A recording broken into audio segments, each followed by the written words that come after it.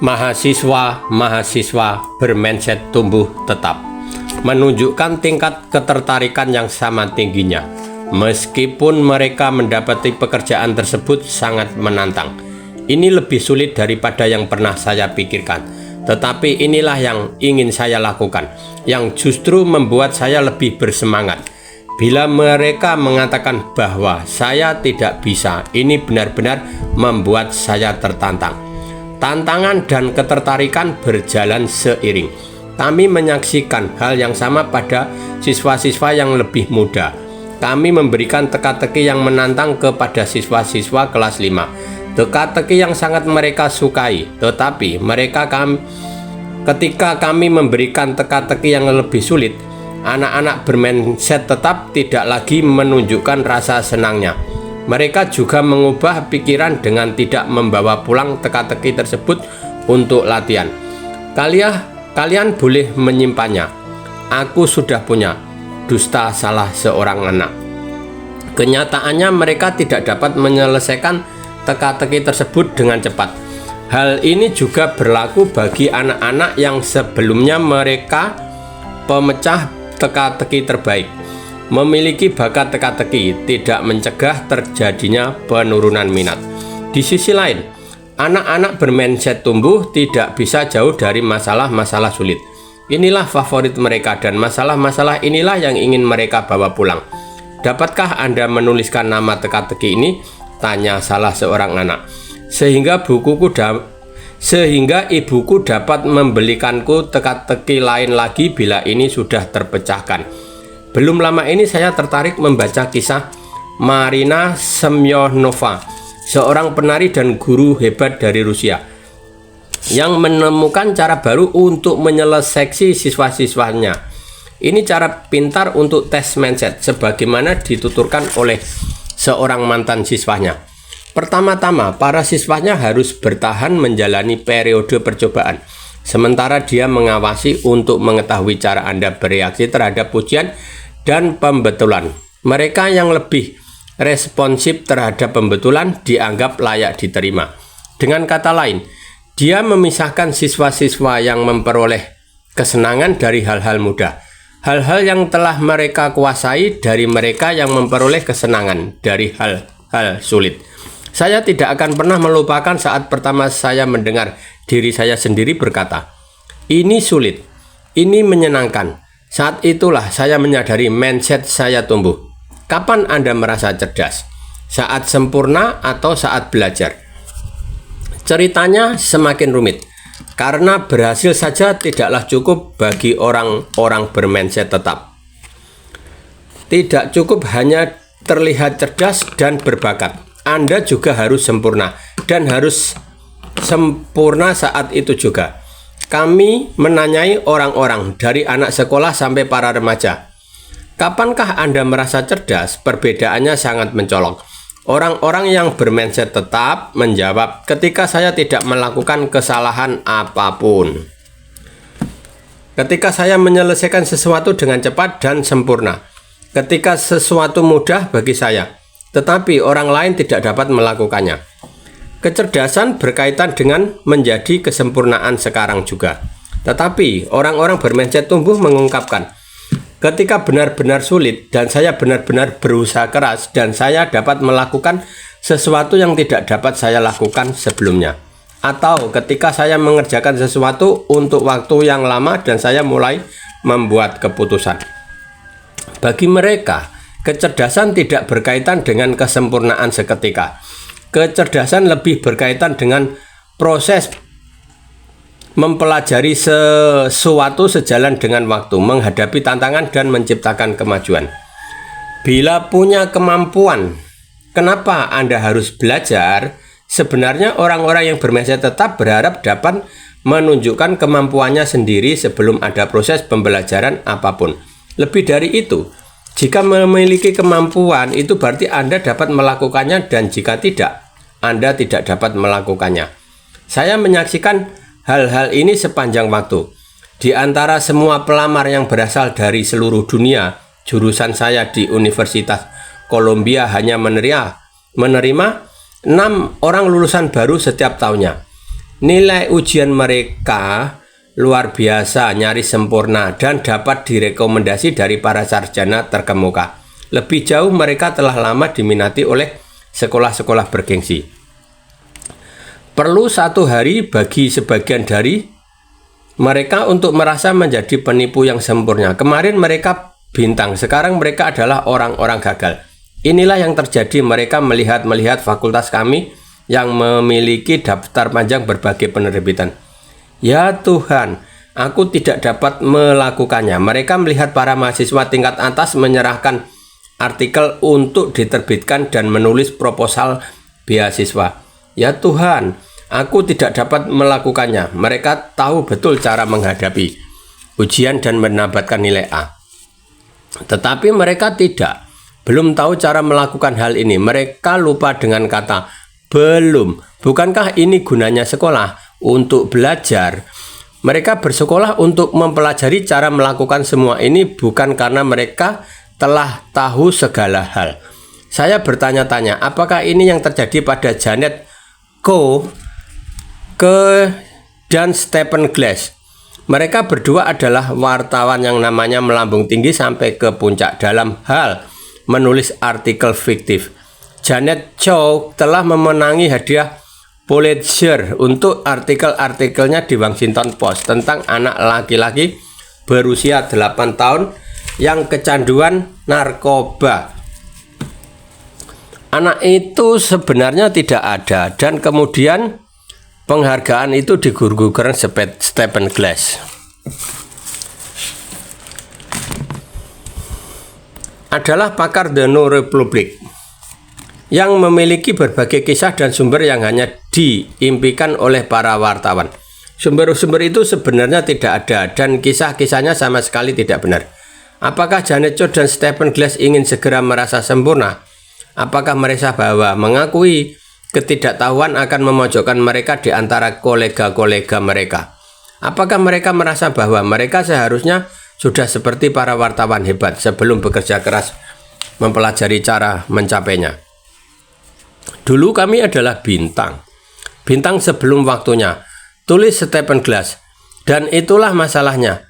Orang-orang yang menganggap mereka penipu, mereka memang telah melakukan penipuan, tetapi saya menganggap mereka sebagai anak-anak muda berbakat, anak-anak muda nekat, yang menyerah pada tekanan-tekanan dari orang-orang yang bermindset tetap. Ada sebuah ungkapan pada 1960-an yang mengatakan, proses lebih penting daripada hasilnya. Becoming is better than being. Orang-orang yang bermindset tetap tidak mengakui proses mereka lebih mementingkan hasilnya. Nilai tes untuk selamanya. Marilah kita melihat lebih dekat. Mengapa sangat krusial bagi orang-orang yang bermindset tetap untuk menjadi sempurna sekarang juga? Ini karena sebuah tes atau evaluasi dapat mengukur Anda selamanya. 20 tahun lalu pada usia 5 tahun, Loretta dan keluarganya datang ke Amerika Serikat. Beberapa hari kemudian ibunya mengantarkan Loretta ke sekolah barunya. Sekolah tersebut segera memberikan tes kepada Loretta. Selanjutnya dia masuk sekolah taman kanak-kanak. Tetapi bukan Eagles, sekolah taman kanak-kanak elit.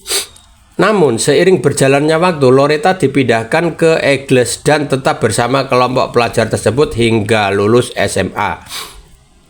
Ia memperoleh sederet penghargaan akademik selama sekolah di sana, tetapi ia tidak pernah merasa memilikinya. Tes pertama tersebut, menurut keyakinannya, mendiagnosis kemampuan tetapnya dan mengungkapkan bahwa ia bukanlah seorang Eagle sejati. Tidak masalah bahwa ia baru berusia 5 tahun dan baru saja melakukan perubahan mendasar di negara baru. Atau mungkin tidak ada ruang yang tersedia di Eagles untuk sementara waktu. Atau mungkin sekolah tersebut memutuskan bahwa ia akan menjalani transaksi yang lebih mudah di kelas yang lebih rendah. Ada begitu banyak cara untuk memahami apa yang terjadi dan apa maknanya. Sayangnya, ia memilih cara yang salah. Dalam dunia orang-orang bermindset tetap, tidak ada cara untuk menjadi seorang Eagle.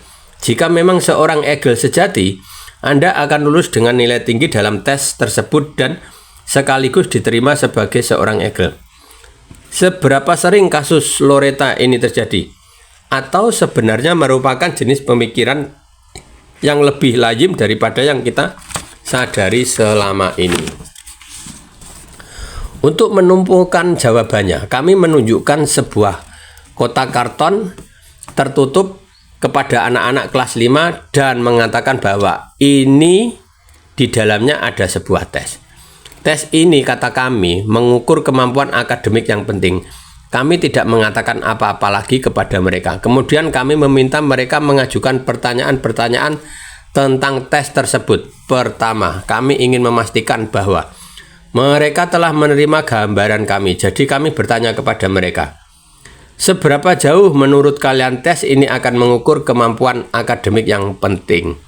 Mereka semua sepakat dengan penjelasan kami.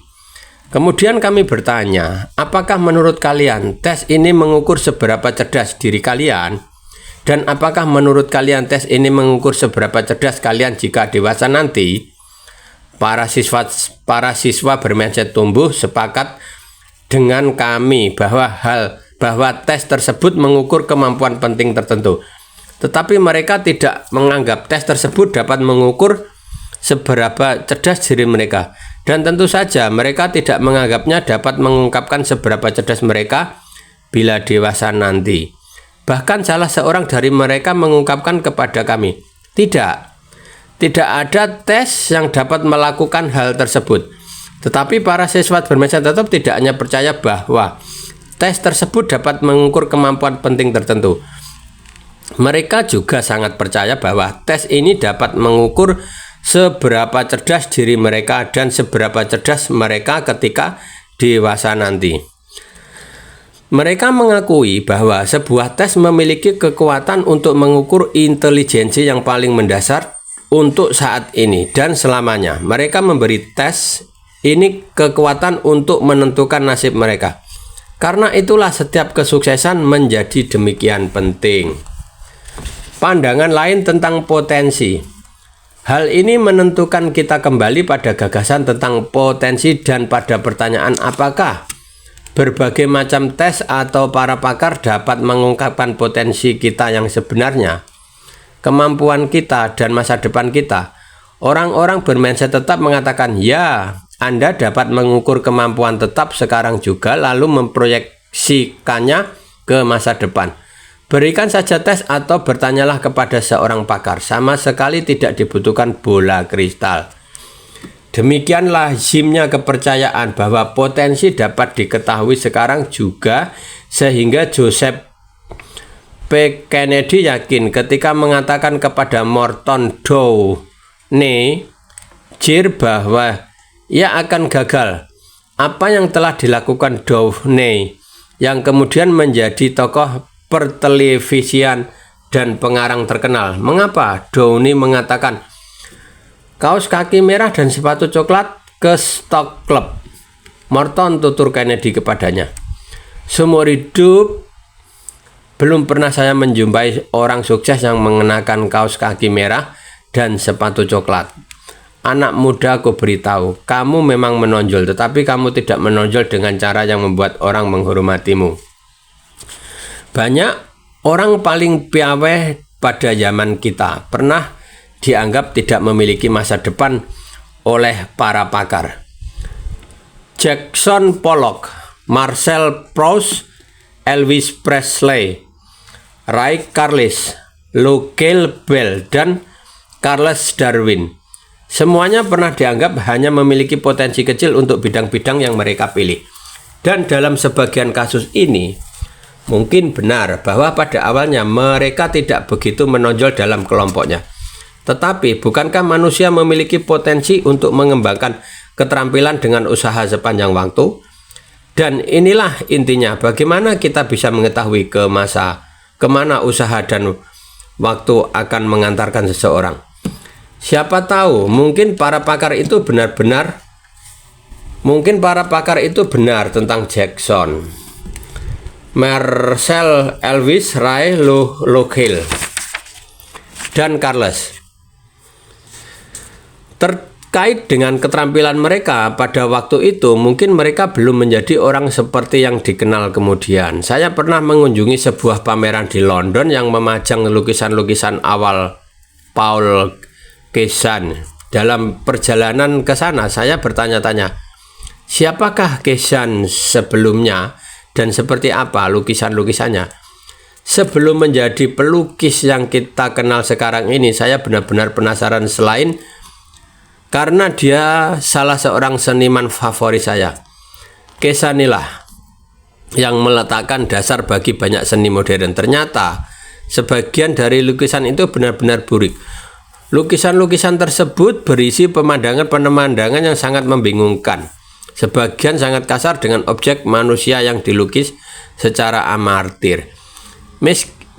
Meskipun ada beberapa lukisan yang memberi pertanda bahwa Cézanne berbakat menjadi pelukis sukses.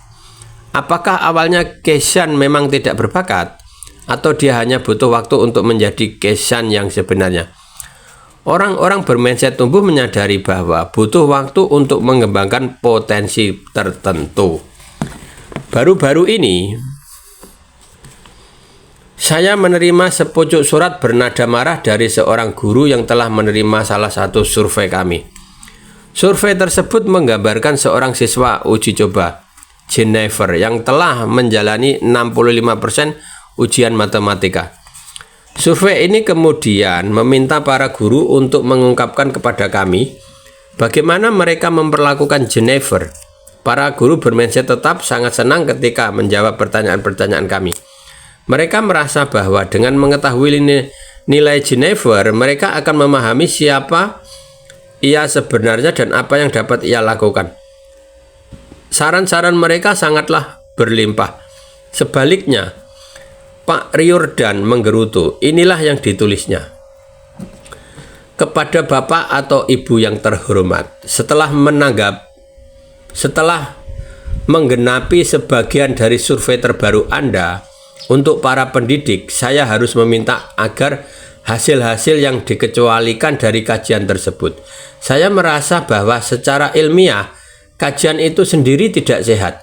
Sayangnya, tes tersebut menggunakan premis yang keliru dengan meminta para guru membuat asumsi-asumsi tentang siswa tertentu tidak berdasarkan apapun, kecuali sebuah angka pada secari kertas. Performa tidak mungkin hanya didasarkan pada satu penilaian. Anda tidak dapat menentukan lekukan sebuah garis hanya dengan satu titik.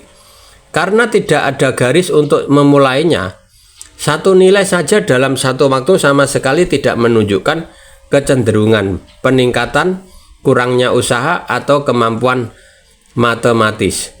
Hormat saya, Michael D. Riordan. Saya sangat senang dengan kritik Pak Riordan dan sangat sepakat dengannya. Sebuah penelitian dalam satu waktu hanya sedikit berguna untuk memahami kemampuan seseorang. Selebihnya, biarkanlah potensi mereka sendiri yang berusaha pada masa depan. Namun cukup mengusik betapa banyak guru yang berpikir sebaliknya. Dan inilah pokok masalah kajian kami.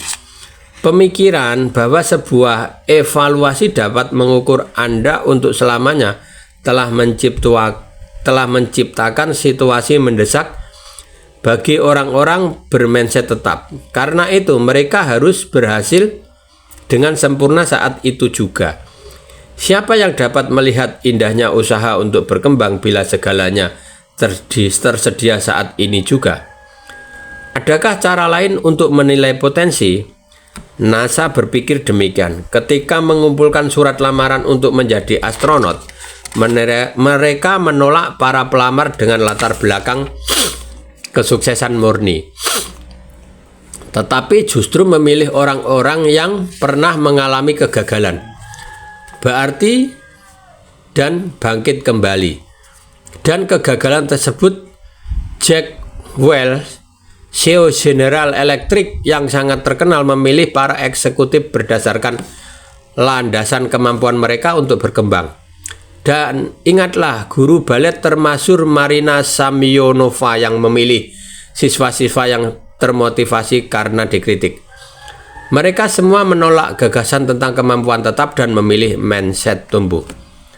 Membuktikan bahwa Anda istimewa. Ketika orang-orang bermindset tetap lebih memilih berhasil daripada berkembang, apa yang sesungguhnya ingin mereka buktikan? Bahwa mereka adalah istimewa, bahkan superior. Ketika kami bertanya kepada mereka, pada saat apa Anda merasa cerdas? Begitu banyak di antara mereka yang membicarakan saat-saat mereka merasa menjadi pribadi istimewa. Seseorang yang berbeda dan lebih baik daripada orang lain. Sebelum menemukan berbagai mindset dan cara kerjanya, saya juga menganggap diri saya lebih berbakat daripada orang lain. Bahkan mungkin saya merasa lebih berguna daripada orang lain. Karena anugerah-anugerah yang saya miliki, pemikiran paling menakutkan yang jarang sekali saya tunjukkan adalah kemungkinan menjadi orang biasa. Jenis pemikiran ini mengarahkan saya untuk terus-menerus membutuhkan pengakuan. Setiap komentar, setiap pandangan menjadi sangat bermakna. Tercantum dalam nilai intelijensi saya. Nilai yang menunjukkan betapa menariknya saya. Dan nilai yang menunjukkan kemungkinan saya akan disukai jika suatu hari berjalan dengan baik.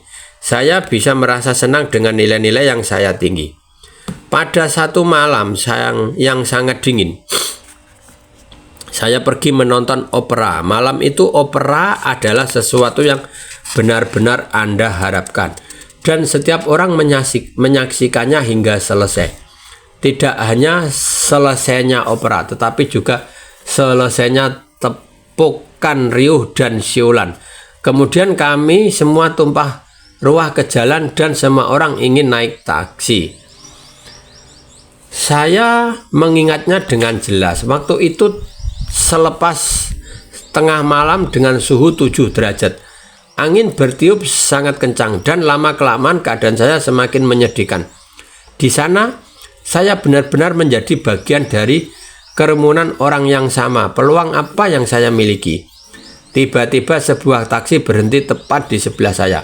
Tangan saya langsung menarik pegangan pintu belakang dan setelah saya masuk, sopir taksi itu berseru, "Anda berbeda."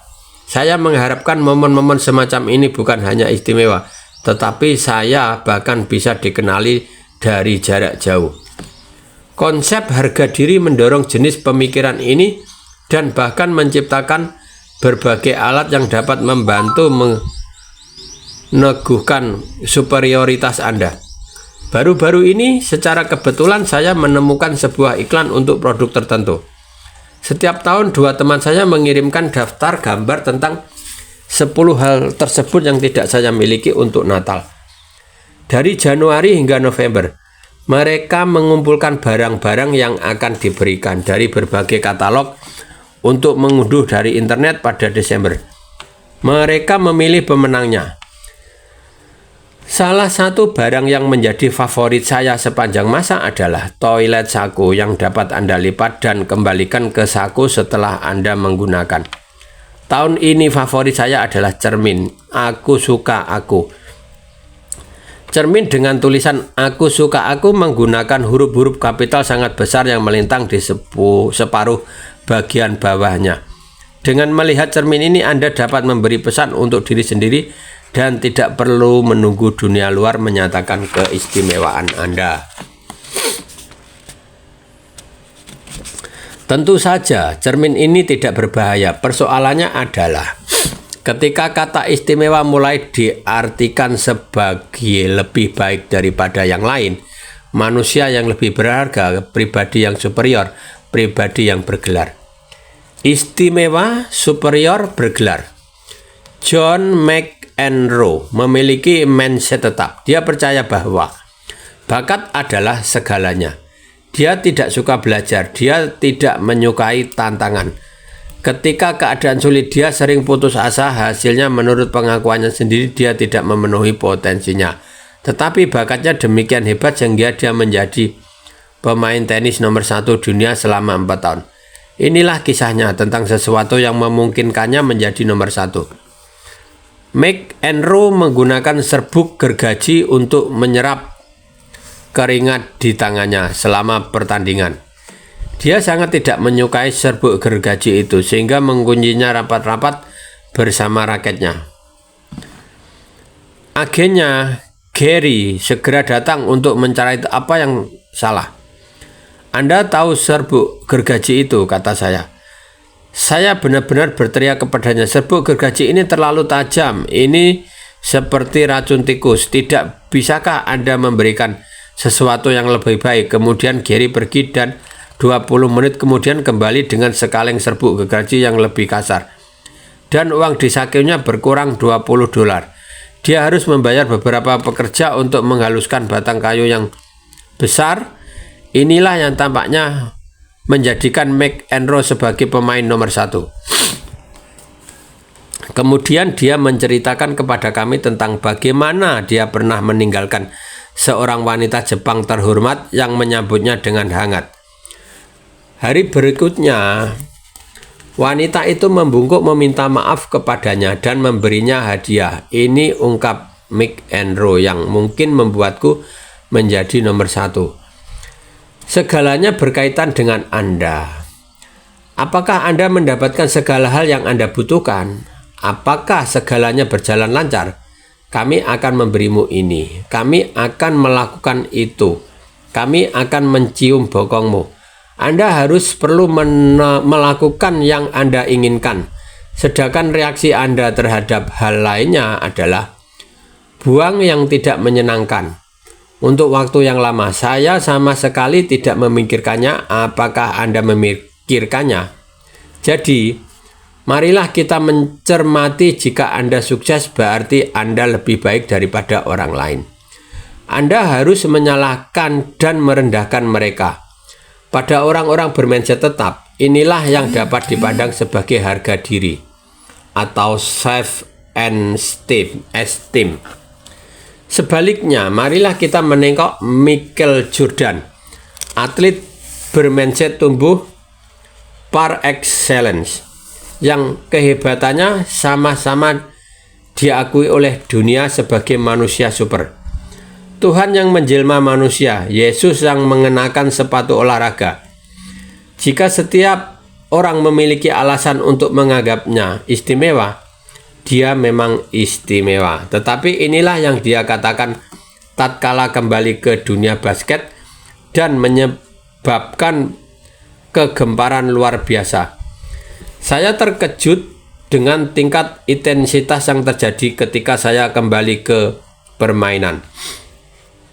Orang-orang memuja saya, laksana kultus keagamaan atau semacamnya. Ini sangat memalukan. Saya adalah manusia biasa seperti yang lain. Jordan tahu betul betapa sulitnya dia bekerja keras untuk mengembangkan kemampuannya. Dia pribadi yang telah berjuang dan berkembang, bukan pribadi yang secara inherent lebih baik daripada yang lain. Tom Wolfe dalam The Right Stuff menggambarkan para pilot elit militer yang sangat meyakini mindset tetap. Setelah melewati ujian berat satu demi satu, mereka menganggap diri mereka istimewa, layaknya orang-orang yang dilahirkan lebih cerdas dan lebih berani daripada orang lain. Tetapi Chuck Yeager saat pahlawan dalam The Right Stuff menuntut sesuatu yang berbeda. Tidak ada orang yang dilahirkan sebagai pilot alami. Apapun kecerdasan atau bakat saya, menjadi seorang pilot yang cakap adalah kerja keras. Benar-benar merupakan pengalaman belajar seumur hidup. Pilot terbaik terbang lebih sering dan daripada yang lain. Itulah yang menyebabkan mereka menjadi yang terbaik, seperti Michael Jordan. Dia adalah manusia biasa. Dia hanya mengembangkan diri lebih jauh daripada kebanyakan orang.